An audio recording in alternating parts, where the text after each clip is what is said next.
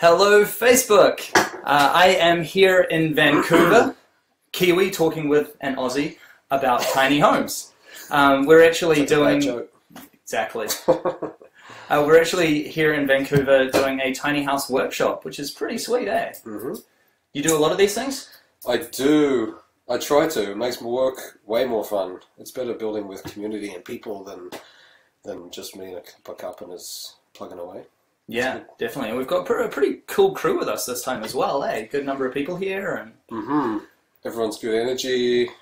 Everyone's nerding out about tiny houses. Of course. And we're actually in a tiny house right now. This is my tiny house. This is your tiny house, and this is like one of the first ones that you built, right?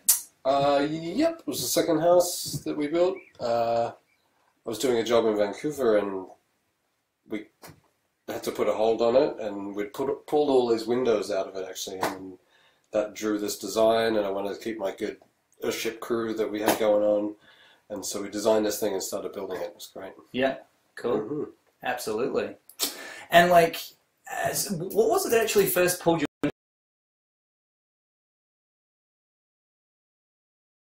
the world? So I was doing natural building at it's called Our Eco Village on Vancouver Island, and somebody who was connected there asked me to build a non-toxic tiny house for them. So I was already building with straw and clay and timber that hadn't gone through treatment, and she asked me to build her a chemical-free tiny house, and so I took it on. I'd already been looking at tiny houses myself, so it was perfect. Awesome. Just so that you guys out there know, this is a live stream Q&A, which means we're going to be asking Ben a whole bunch of questions that's predominantly on the topic of building healthy tiny homes. So if you have any questions, just chuck them down there in the comments. I'm going to be keeping an eye on that, and we can pass them over to Ben. So I guess just to get things started, when you're approaching a tiny house build, how difficult is it being Australian? Good one. Yeah, that's nice. Thanks for that. Yeah, we've got some weight issues with the trailer. Reaching 40, you know. No. Yeah, very tough. Yeah, it's really hard, especially when you've got to deal with Kiwis all the time. Oh, come on. There's such a That's movement the easy there, part. and Australia can't keep up. You just copy everything we do and you're fine. Yeah. So you're a healthy tiny home builder. Your business here in Vancouver is Healthy Tiny Homes. What is a healthy tiny home? It's a tiny healthy home, but healthy tiny home as well.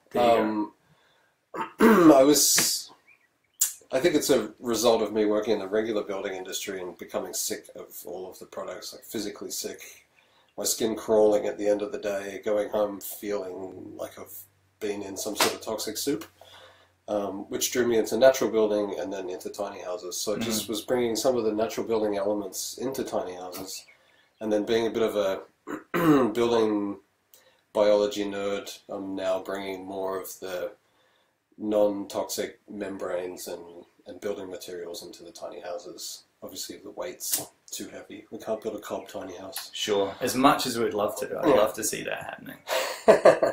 So yeah, it was. It started like that, and it's also a passion of mine. So I'm not going after the big tiny house business. I'd much rather build more thoughtful, beautiful, non-toxic tiny houses. Yeah. With good air quality and nice hemp oil finishes, and you know. Absolutely. Hey to both Casey, Lisa. Hey Lisa, how you doing? Lisa's from Tiny Houses Australia. Good Hi, to see Lisa. you. Hey Lisa. And Dana. Dana's a good friend of mine here in Vancouver, so we're going to have to catch up soon. So in this world of sort of healthy tiny homes, a big part of it is people who suffer from chemical sensitivity. Can we talk about that a little bit? What is chemical sensitivity, and how does the home that you live in affect that? Question for me. Yeah, totally. Yeah, I guess as someone who's like a mild sufferer, I can already feel I can feel a space like this being a real problem for like off-gassing VOC paints and these kind of things. So for me, it was a personal journey first. So it's about it's about good indoor air quality and finishes on the interior that aren't going to poison us, basically. So, like, what is it like suffering from chemical sensitivity? What are the symptoms of that like?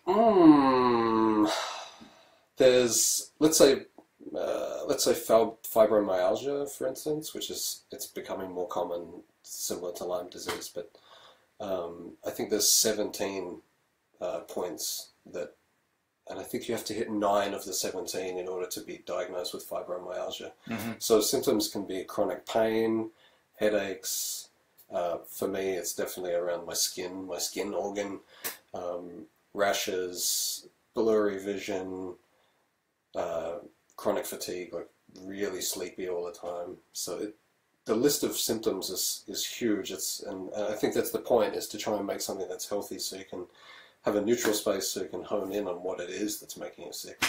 And I guess chemical sensitivity, that's going to be different for everybody, right? Because there's going to be different things in your environment that are setting it off. For sure. I mean, yeah, exactly. An environment is relative. Like right now we're in the middle of the country and it feels good. You can feel the oxygen in the forest coming through us and all of these kind of things. If you're in an apartment or in the city, then what you're feeling probably more is Wi-Fi signals. Right. So it's a completely different experience. Yeah, because electromagnetic sensitivity is another thing that gets kind of lumped in with that, and that's definitely something that we're going to be hitting on later. Mm-hmm. And I suppose when you're talking about chemical sensitivity in a tiny house, to what extent are those things exacerbated because you're in a smaller environment? Yeah, for sure. So if you imagine, say my tiny house here is 17 feet by 7 feet, and that volume of air is tiny. Mm-hmm. Some people's bathrooms are this big, and we're sleeping this close to the wall in the loft and things like that. I've got a king-size bed up there. So if you're just right there next to, say, electrical circuits that are sitting next to your head, or the paints that's off-gassing in the walls, or however, if you've got spray foam insulation or these kind of things, you're just being bombarded in a small place. Mm-hmm. And that off-gassing, those fumes that are running around really don't have anywhere to go if you haven't given any thought to the air quality. Yeah.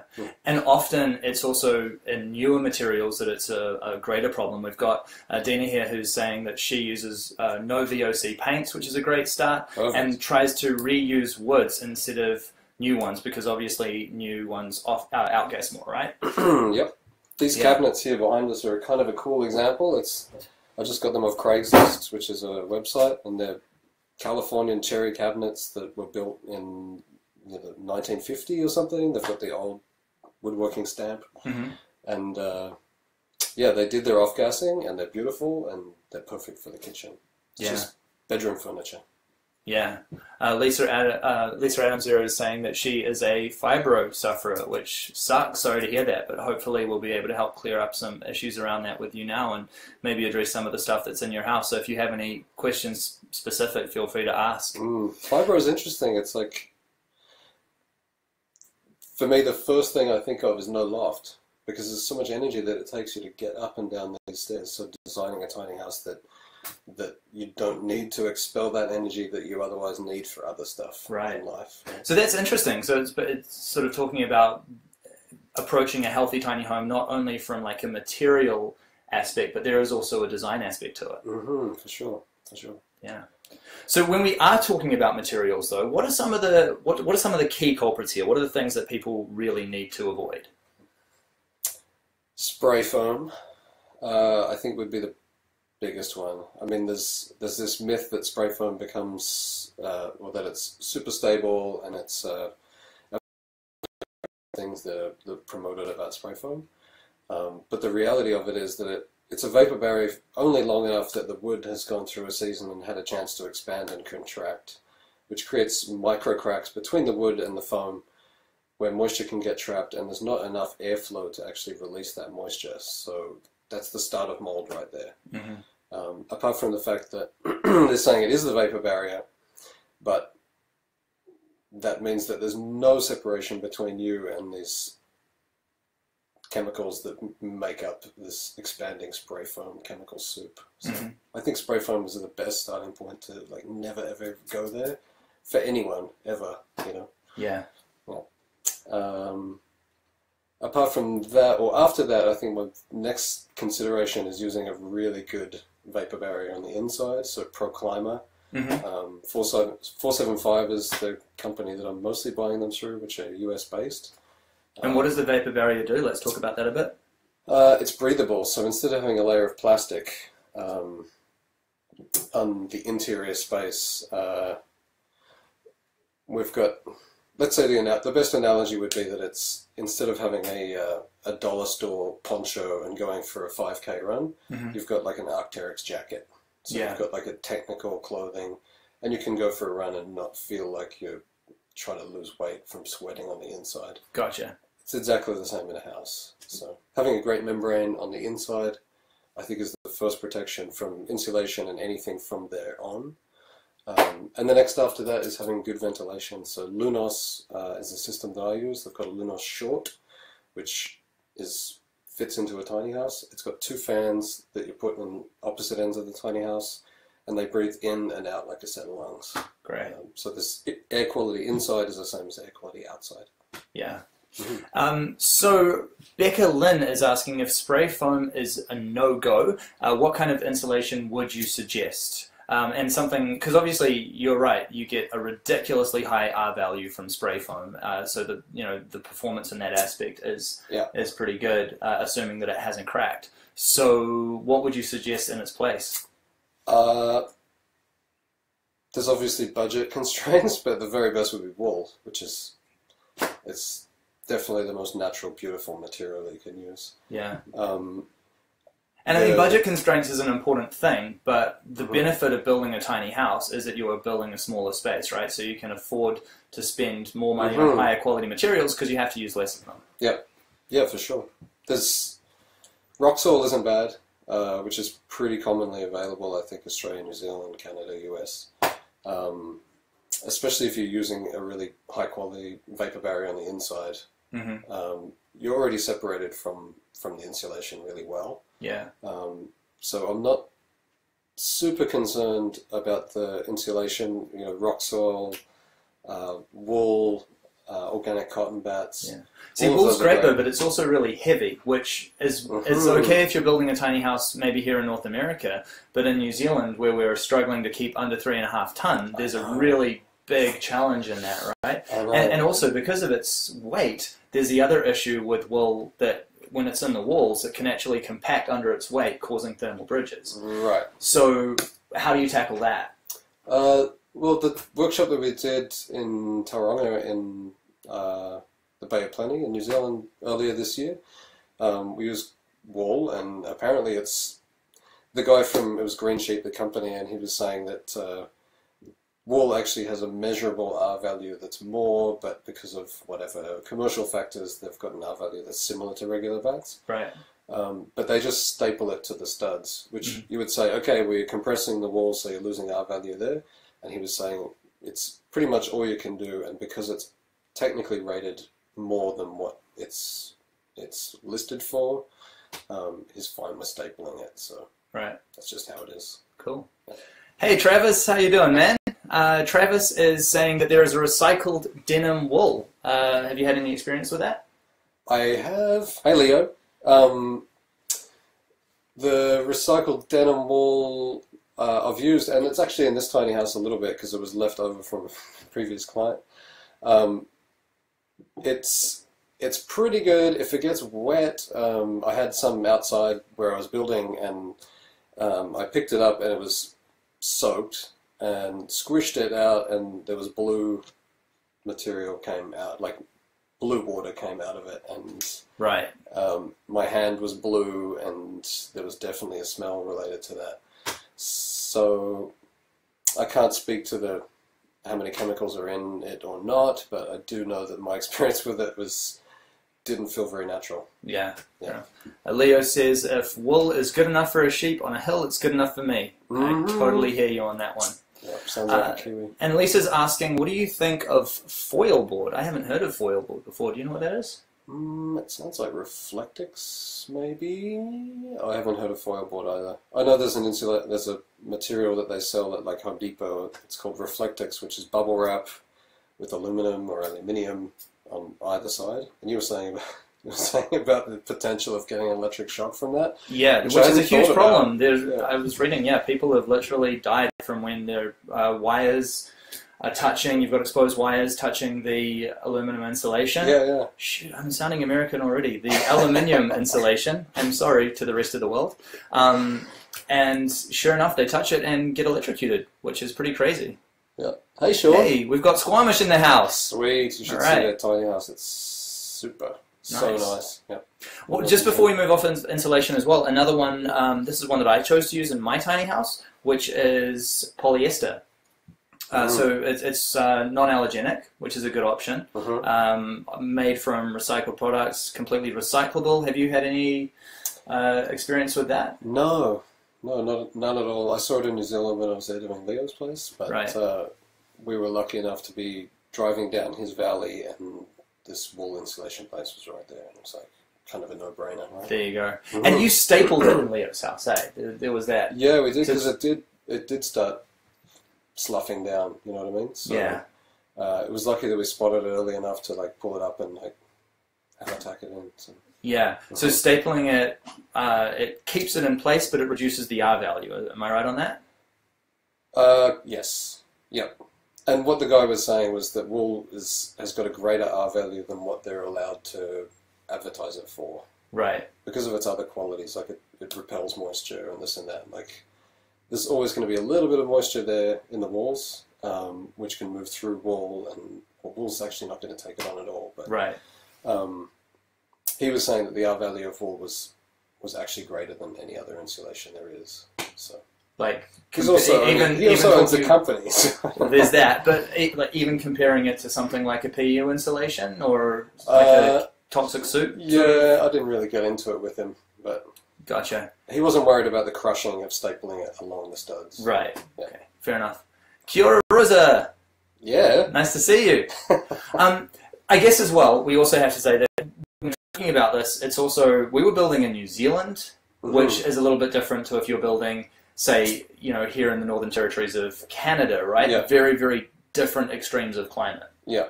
Well, the Northern Territories of Canada are really extreme. We're sort of coastal here, but yeah, I did a tiny house last year that was 18 foot long by 10 foot wide, and it was going to Edmonton. And I was obviously interested in how the performance went, because it gets to -40 there. So we had 2x6 walls. We detailed the ceiling more like a passive house, put a layer of spray foam. He wasn't so interested in he wasn't so worried about any chemical sensitivity in there. But we did put a vapor barrier over that just to keep it away from his own personal space. But yeah, we insulated the hell out of that place, and he said that he didn't have to heat the place. It's tiny. It was a tiny space. Yeah. Sure.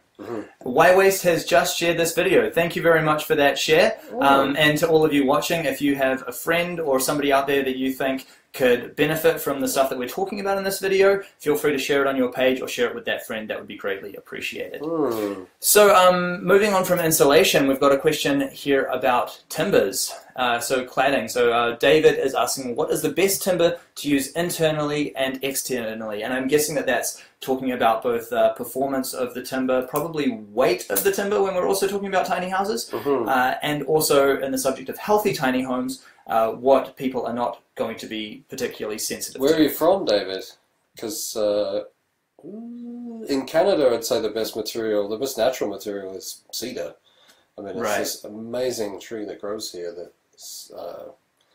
it's abundant. It's the cornerstone of the indigenous populations here. It resists the moisture. I mean, it's raining now. They say it rained twice this winter. One for 3 months and the next one for 2 months. And cedar just deals with that perfectly. So cedar siding in Canada, I think that would be cost prohibitive in Australia or New Zealand. On Leo's tiny house, we did redwood, which felt like cedar, actually. I was really surprised. Coming from Australia, redwood's like heavy, slow-growing timber, but in New Zealand, it felt like cedar. Yeah. So redwood was really great, and it seemed really stable as well. For a 10 mil board, it stayed super flat. So I think that was the best choice in New Zealand. If you're going for longevity and cost, then corrugated roofing is amazing, actually, for Right. weather. You can clean it. It never really degrades. Doesn't go anywhere. Yeah, and it can actually look pretty good as a siding as well on a tiny house. Yeah. Yep. Yeah. Yeah. Did we find out where David was from? I don't think we've found out where he's from just yet, because obviously your geographic location and what's available to you will change that up a lot. For example, in New Zealand, I'm a big fan of using Lawson cypress, which I think you used as framing on Leo's house in Tauranga, wasn't it? It was so sweet. Really nice timber, very high tensile strength, very lightweight, which of course is really important in New Zealand. Mm-hmm. Yeah. And it was we cut 2x3 studs, so we were slightly smaller on the insulation because of what the guy said about compression of the wall studs, right, or the wall bats, and they were rough sawn, so we got them straight from the mill. Perfect. We didn't need them to be all clear and perfect, whatever, Bunnings 2x4s. Oh, yeah. Here at Home Depot. Yeah, it was amazing. We don't want to give those guys any promo. Mm-hmm. They don't need it. You've actually got a really cool trick with timber, don't you? So when you're working with a client and you're trying to work out if there's any timbers that they're especially sensitive to, you've got a trick for that, eh? Yep, I've done it before. It's I'll just get on the chop saw and collect the sawdust from the timber that I'm cutting and put it in an envelope and send it to them. Right. And then they can just be with it, like they'll put it under their pillow. A lot of people are sensitive to cedar. I mean, all of the good aspects of cedar is also chemical aspects that some people are really affected by. I'd say like a quarter of the carpenters that I work with are really affected by cedar sawdust. Mm-hmm. So it's great for the outside, but maybe you don't want to put it on the inside. Yeah. So yeah, it's a good, if you have got sensitivities to timbers or anything really, it's nice to use those materials and like be with them before you build your dream house out of them. Yeah, definitely. Mm-hmm. Sean is asking us, he's still searching for a low-amp electric hot water heater. Any ideas? No propane. This is such a tricky one, man. It really is. Definitely nothing on demand. Nothing tankless that you're going to get in any kind of low voltage. Mm-hmm. I did find one, it was actually made by an Australian company. I think it's called the Duo. And it's I think that one runs on both 12 volt as well as 240 volt, but you're only going to heat 10 liters with that one. I think it comes in a 5 liter version and a 10 liter version, and it draws from memory I think 300 watts. So that's a pretty good option if you don't care about having a really long shower. I mean they're designed for use in RVs predominantly. Really? So yeah, that's another really good option and something that you could definitely look into. Mm-hmm. So yeah. What else do we have here? Let's talk for a little bit about solar power. This is something that has come up a little bit. Mm-hmm. Do you have any tips and tricks for getting started in that? I'd say the solar calculators online are pretty good. So usually you can go online and see what kind of appliances that you're hoping to run, and straight away you'll get an idea of how many watts of panels you need to order or buy or have installed. I always discourage people from putting solar panels on the roof of a tiny house because they're mobile. So unless you have an actual place to park where you know you've got south face or north face if you're in the southern hemisphere solar aspects, I don't really suggest putting them on the roof. There's also a cost that's associated with putting them on the roof that's like quite high. These brackets that they sell are worth a bunch of money. So I'd say those are the two best places to start. And then after solar, the conversation always goes to like, okay, we're going to use propane to heat our hot water or heat a house. And I think it's getting to the point now where you can have enough solar to heat your hot water if you're using a tank, and then heating your house as well. I mean, the Tesla Powerwall, the new version of the Tesla Powerwall that just came out is pretty good. Yeah, and we've just had, Aaron's just asked what we think about the new Tesla solar tiles. They're awesome. They look great. I haven't had any personal experience with them, but I'd be excited to see what they can they can actually do. Someone else, Travis, has suggested use a solar water heater. And a solar water heater is obviously another really good example, but the problem with that can be that it doesn't work necessarily by itself in isolation. It normally needs to be boosted as well, obviously, because you're not generating that efficient thermal transfer all of the time. So they're normally boosted either electrically or with gas, and if you've got a sizable solar hot water heater, it's really difficult to boost that with your PV, but it is possible, and it's something that I would love to experiment with myself. But obviously when we're talking tiny homes, you're a lot more limited with the amount of PV that you can get, especially if you're mounting to your roof. But if you're in a sort of more permanent situation, then I don't see why you couldn't whack some extra PV in there and make that possible also. So there's also a cost associated with combining those systems. A hot water tank that you're then putting onto solar tubes, which you're then putting onto an electrical system or a wetback off a fireplace, or these kind of things.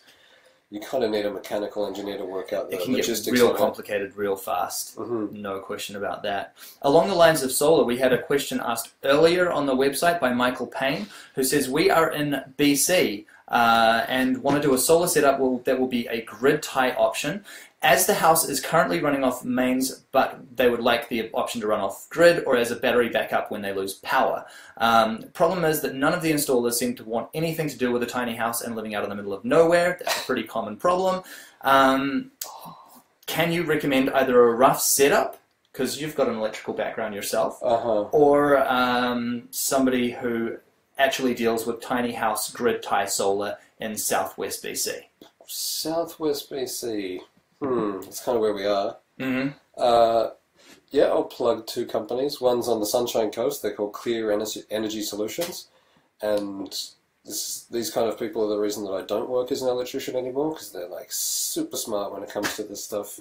Will's amazing, and he can sort you out with that stuff. If you're on the island, then Power to the People is an electrical company that does sort out off-grid systems, and Mark's amazing for that stuff. So cool. I'd go for those guys. Don't ask me. Cool.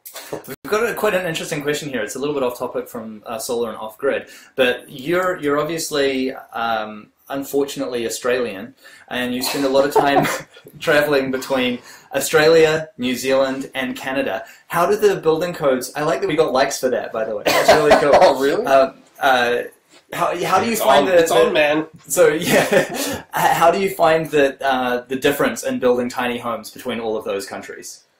Well, the biggest one's the weight. I mean, over here we just buy a trailer you can buy a triple axle trailer, 21,000 pounds, and build pretty much whatever you want, shy of an earthship or a cob house. But I mean, there's restrictions once you get up to 30-foot trailers with the actual capacity that the tires can take and stuff. But New Zealand and Australia is all about weight, and I think it's working right now because part of the movement of tiny houses, kind of these, this rogue pirate builder aspect. So most people are just going overweight. I mean, it's like it's really restrictive in the sense that you have to really think about what you possibly can build with. Over here it's great because you can just build a regular cabin in the woods and throw it on a trailer.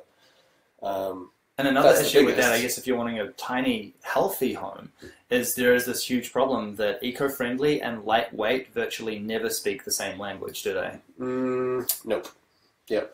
I mean, yeah, in natural building you're trying to use heavy. So.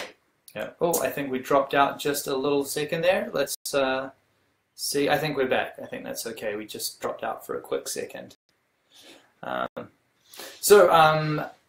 Antoinette is asking, hi Ben, what would you recommend for the interiors and how to either reduce the noise from the fridge, or is there another option besides electric? So that's actually quite a big one, eh? If you're in a tiny house, fridge noise can be a real pain in the butt. Good one. Hey Antoinette, when are you coming back to BC? It's like, my fridge is right under the bed, which in a lot of the designs that I do is kind of hard to avoid because I'm kind of keep the plumbing together, but I'm happy to have the bathroom in a low ceiling, which means it's above the loft or below the loft. So yeah, refrigerator noise is kind of interesting. I guess if it's a real concern, you'd put it on the other side of the house. If if you've got sensitivities like that or EMF sensitivities, then maybe you do put on the other side of the house, and that's part of the house that you're going to keep on at night, when you could just shut down the whole bedroom side of the house. So the only thing I could suggest is like putting a door on the kitchen somehow, or moving the kitchen as far away from your sleeping space as you can. Yeah, just chuck loads of insulation around it or something, and block out that noise a bit. Yeah, you could put it in a cupboard. I mean, they make some pretty fancy fridges that are like part of the cabinets, and they look cool. Yeah. Robin Dickinson has joined us. Hey, Robin. And Leo says, live in a windy place. Wind accounted for about 80% of our power on the boat, and land kit is cheaper than marine. So that's true. And wind is often a really awesome option, but it can also be pretty tricky to set up in a tiny house, depending on the land setup where you're at. Often neighbors don't really like wind. If you're in sort of a more urban environment, there can often be quite a few restrictions around setting up wind power on land, but if you're in a rural setup, I think it's awesome. What are your thoughts on that? I was thinking about Sean Rigetti, who's like watching. He's in Squamish, which is super windy, so... he was had this hot water issue. I'm like, how do you go wind to hot water? But there's definitely, if you're in a windy area, then it makes sense to put a turbine in for sure. I wouldn't attach it to the tiny house, because you'll just hear a zzz all the time. It would vibrate the whole place. I'd stick it somewhere else. Yeah. Tamara's just made me blush. Hi Tamara, thanks for joining. It's BC summer, but it's certainly not hot here right now. It's a pretty rainy day. Yeah, Maple Ridge. Campbell Hicks says you could use a timer on the fridge to turn it off until you're asleep. So actually, that's another thing as well, because the fridges are very well insulated. So you could actually use a kill switch, couldn't you? So that at night you turn off the fridge, or is that's kind of getting in the risk of everything melting in there, isn't there? Kind of. I did a trick here that was one of these life hacks where you got a bowl of water and you put it sideways and freeze water on an angle in the bowl. Have you heard this? No. So then you put it flat in your freezer, and if you come back and that water's gone and it's frozen on the bottom of the bowl, then you know your fridge is turned off. And then blah, blah, blah. If you're living off-grid or it's a cabin that you're coming back to. I've got a friend who lives on the island that does that. So fridges usually have their own regulation to turn themselves off when they're cold enough. So I don't know if it's not a bad idea. I think you just have to detail it really well, and that's kind of what the fridge companies are trying to do anyways. Cool. If you've got an energy rating on a fridge, if a really low energy rated fridge, I'm assuming would turn on and off less, would cycle less. You know? So the best fridge that I've heard of as a cheap option for off-grid sort of folk is a chest freezer that you can hack. So it barely ever goes on, and when you open the door, there's no cold air just falling out of it. Yeah. So. Another thing that you can do is you can actually build your own fridge, or you can actually get fridges that come with a compressor unit which is separate, so you can actually mount the compressor exterior to the house. So that's another option, and certainly in like boating stores and that sort of thing, you can actually just buy the compressor units, which actually give you the ability to build your own refrigerated like cool box, and that can be pretty cool as well, because it also means you can design sort of interesting funky fridges that are, if you're for example trying to work in a tight space, you could make like the back corner of a kitchen bench into an ice box or something, and then have the compressor exterior to that. So that's another bit of a fridge hack. Totally. I don't know if I've already said hey to Sharon from California. I might have already, but hey. Along the line of EMF, we've been talking a little bit about sort of solar power and everything. I'd like to get into talking a little bit about electromagnetic fields, how those can affect people, and what can be done to mitigate those effects. How they can affect people. I think there's some people can. I've talked to people that can hear Wi-Fi. I mean, it's and Wi-Fi is a big one because it's all around us now. Oh, for sure. If you're living in an apartment in Vancouver, then maybe you've got 30 signals, and all of these are just sort of traveling through your brain space. And I think the people that are sensitive to them, like canaries in the coal mine, are people that we should be listening to, really. It's like calling them crazy because they can hear Wi-Fi. That's the crazy part, you know? Yeah. So... we're kind of an experimental generation as well, because what the long-term effects of things like Wi-Fi are, we still don't really know it. Yeah. There's there's bed nets that you can buy, I think, which is, I mean, I've got one on order right now, and it's they're kind of a little overpriced, but I'm really looking forward to having it around our bed and just having at least the evening being, or the nighttime when I'm sleeping, being completely EMF free. And that'll essentially protect you from all of the electrical sockets around your bed head and all of these things. And Sure. our place has got maybe 12 Wi-Fi signals that we can pick up at any time. So that's kind of the easiest one. Yeah. If you're designing a tiny house, I've worked with a couple in Ontario where we created a Faraday cage around a shipping container. Oh, cool.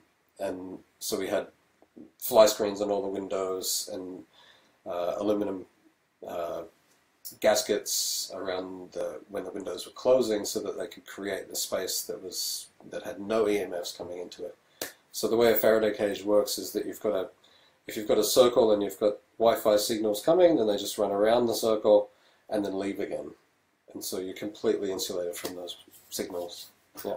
Yeah, perfect. I guess another one would be, hello, Robbie from Melbourne, Australia. We got Australia in the Yay. house. I guess another one would be 12 volt, because there's a huge difference between AC and DC current, isn't there, in a house? They affect the body in completely different ways. Do you want to talk a little bit about how that happens? Sure. Well, behind us here, above us is the loft. So I wouldn't be that keen on sleeping above. I mean, you're sleeping this far away from 110 or 240 volt cables. So the lighting system's kind of the easiest one to just drop down to 12 volt DC, and it's just not emitting the same EMFs as what AC does. Yeah, it's a good one, and really easy to do. I mean, you can just set the transform. If you're buying lights that have transformers with them, then you can run the low voltage cable down and away and plug it into a socket that's switched or something like this. Because there's a difference in how the electricity actually moves, isn't there? Like the AC current tends to generate larger fields, whereas the DC, because it's a direct current and it's not alternating and constantly flickering back and forth in its polarity. I'm not an electrician, I could have this wrong, but that's what actually generates the larger fields, correct? For sure. So I know that when I was building my steel frame tiny house, for example, I was really careful to use DC wiring all throughout the house, and I do have an inverter in the house, but that inverter is only on whenever I'm using an AC appliance, so that most of the time it's completely killed, because with steel it can actually pick up on those the fields from the AC energy and sort of radiate it throughout the house a lot more. So yeah, steel framing is crazy for that. There was a guy that was asking about shipping containers. 24 containers for years now. Biggest issues besides moisture.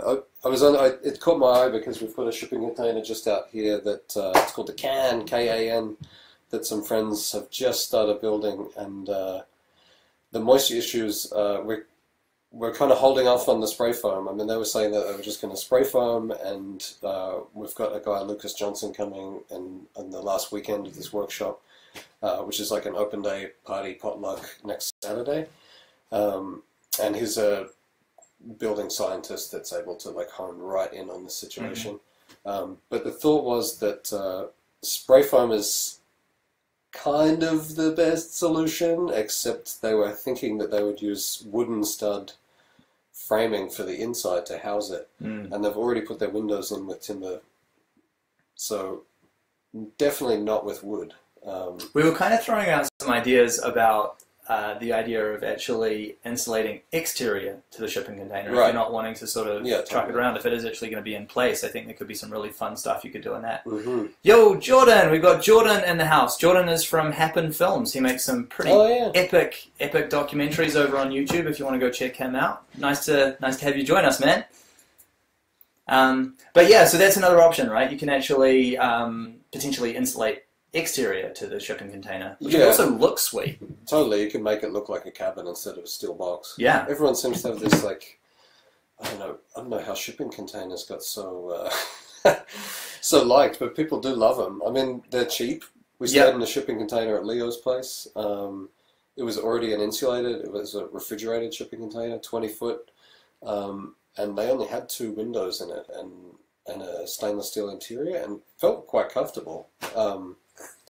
I just don't know how you're able to find out the history of what it was shipping in this in the toxin sense, you know. Yeah. I know that the way that they move chemicals around the world is they use a regular shipping container and just have a big EPDM bladder inside it to move. As far as the insulated ones go, I can't think of anything that they're going to need to ship that's extremely toxic but kept at a low temperature. I'm not sure. Yeah. But I know it's a thing. There are other things that I guess you could do, like building all of your, like essentially like another box within the box of the shipping container, which you could waterproof separate to that entirely, potentially. Yeah. But then it gets into the problem of encroaching in the space a little bit too much, because obviously you're dealing with really limited space there. Mm-hmm. Because they do sweat. I mean, there's Yeah. Any heat that's going to hit that steel can is going to sweat, and that's the part that you have to deal with. So. Yeah.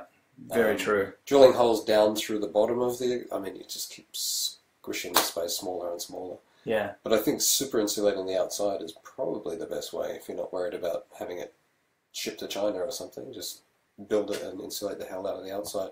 Totally. I kind of like the idea of straw bales stacked up all the way around it and then just render it. I think I've seen someone do that with a caravan before that was pretty cool. Oh, yeah. Yeah. That's funny. Yeah. Pretty amazing what people do out there. We've got a question that was asked before from Benjamin Carl. He would like to know how to combat humidity inside and outside the tiny house using natural and organic methods.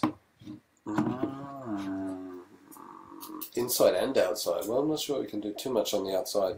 It's if it's a fixed tiny house, then in natural building you say a wide hat and tall boots. A wide hat being the soffits and the tall boots being the foundation of wherever you building to or from.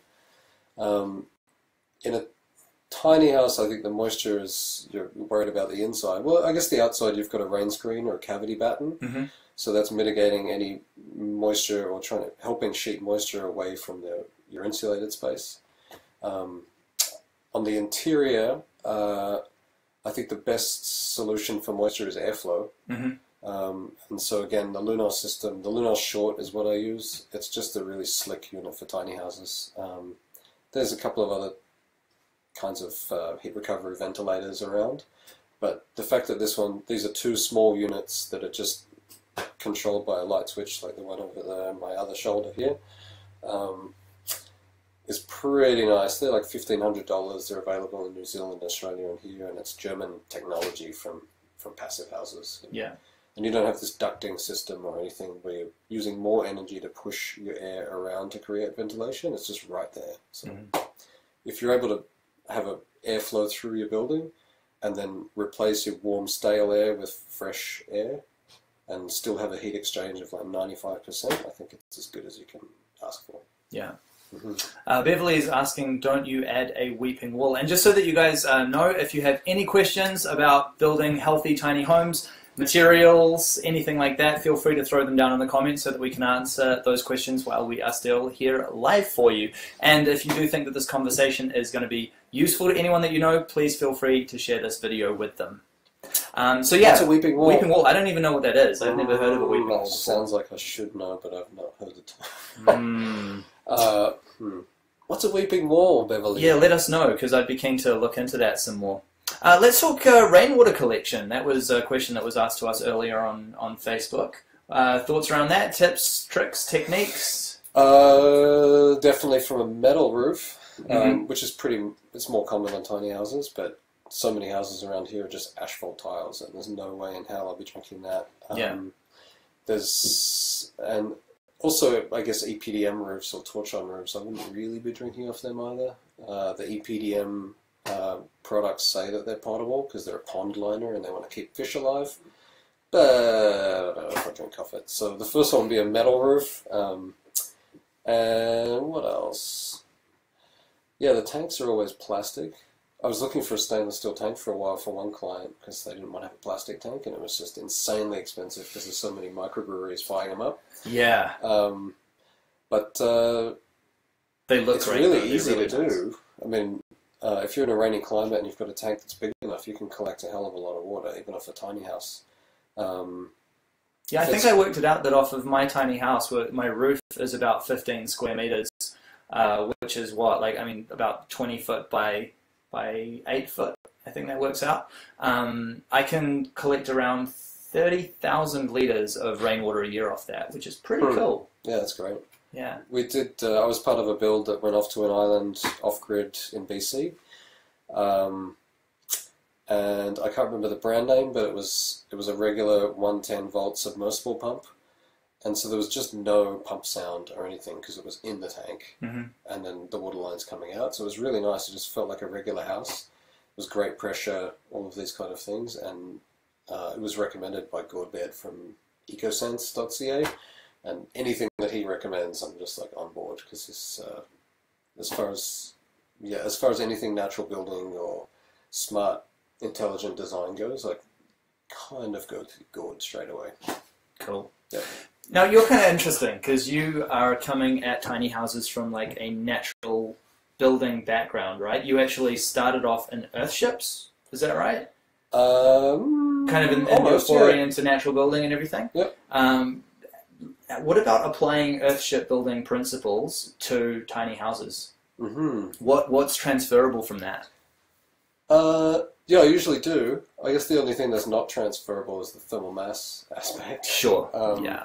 Which is the idea that your house is facing the sun, and the sun's heating up your thermal mass, which then gives you a passive heating system. We tried it on a build that went to Edmonton.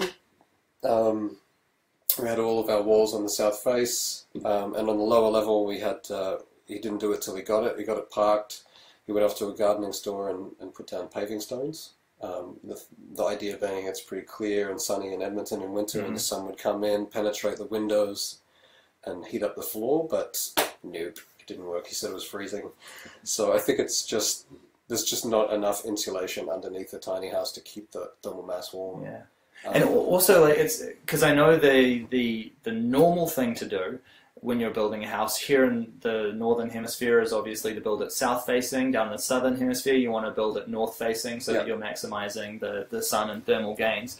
But I kind of think that when we're building tiny houses, it's almost good to do the opposite in a way because these spaces are so small, they're very easy to heat. But if we chuck too much glass on the north or the south aspect, depending on which hemisphere you're in, you run the risk of turning them into greenhouses really quick. And I've been in so many tiny houses that suffer from overheating problems in the summer for that reason. Yeah. Usually I'm putting as much insulation as I can in the roof, the same as an earthship. And then I guess here in Canada anyway, we've got a completely different sun angle. So the sun in summer is high like Australia and New Zealand, but in winter it comes right down and heats. You kind of want it to come into your house and heat you up. So there's definitely that point with the windows for sure, and the remedy for that really is having good ventilation between the bedroom lofts. I mean, most tiny houses have lofts, so as long as you've got two operable windows up there, then that hot air is able to escape pretty easily. Cool. So we're going to be winding up this conversation pretty soon, so if you do have any questions that we haven't covered yet that you would like answered, please feel free to throw them down in the comments now so that we can get to that. Before we talk about that, so people who are out there who are maybe suffering from chemical sensitivity, where do they go to find out more about that? Are there any resources where people can go and have a look at what materials are safe, what aren't, or is there anywhere that they can get more information on that? There's chat groups on Facebook.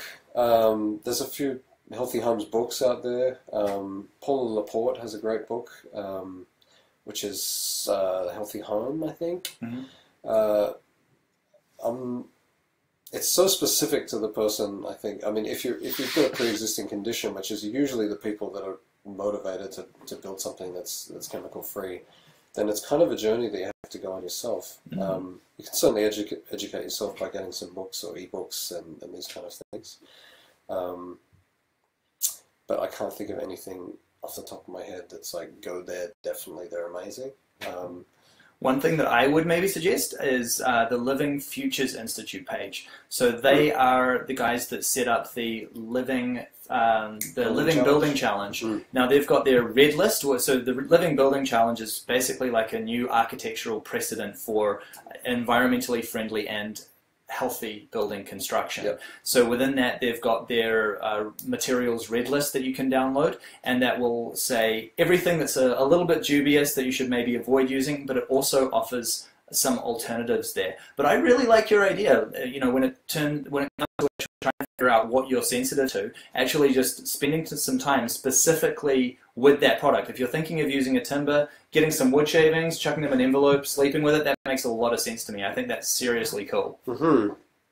I'm keen to know about cannabis oil from Canada. I'm sure I wouldn't know anything Lisa. about that. Thanks, Lisa. You should come for a visit. Yeah, it's the only way to find out.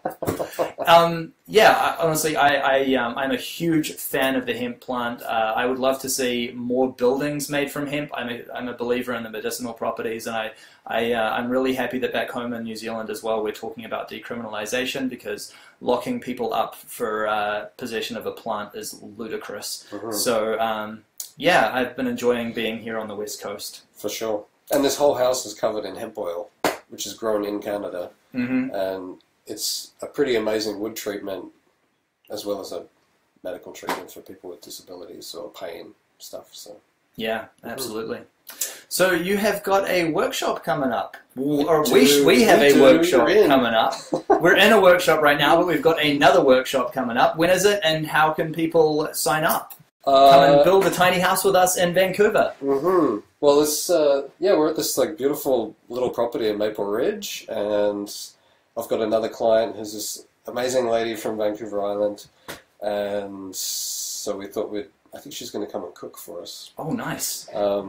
So it's a 3-day event, January 1st, 2nd, and July 1st, 2nd, and 3rd. So it's a Canada Day long weekend, trying to give people a chance to like not have to take time off work to come and join us and learn all about building.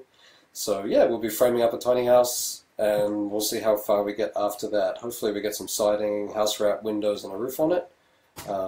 Usually we get pretty far. And how to find it, you've shared it. We're going to share it. I'll chuck it down in the comments of this video, and it'll get shared again later on my Facebook page as well. Uh-huh. Thank you, Tamara. Thank you for joining us. Nice to see you.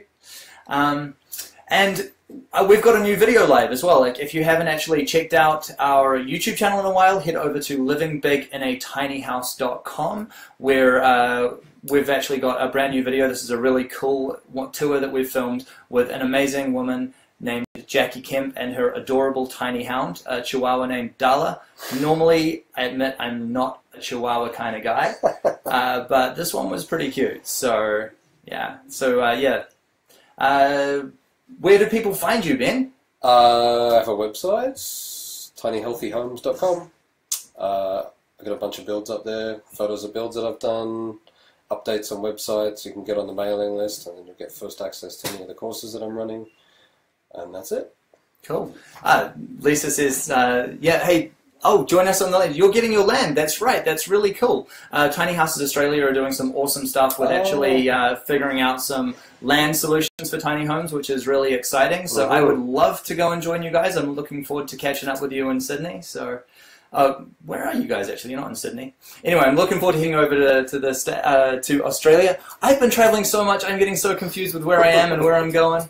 But hey, everyone, thank you guys for joining us. It's been really awesome. I'm sure we will get the chance to do this again. I'm going to be actually sticking around with Ben. We're doing more workshops and more projects together while here in Canada, so we're going to have probably the chance to have at least a few more of these chats. So if you do come up with any questions that you would like Ben to answer, or myself in the meantime, feel free to get in touch with me and let me know. So thank you guys so much. It's been a real pleasure talking to you, and we will catch you later.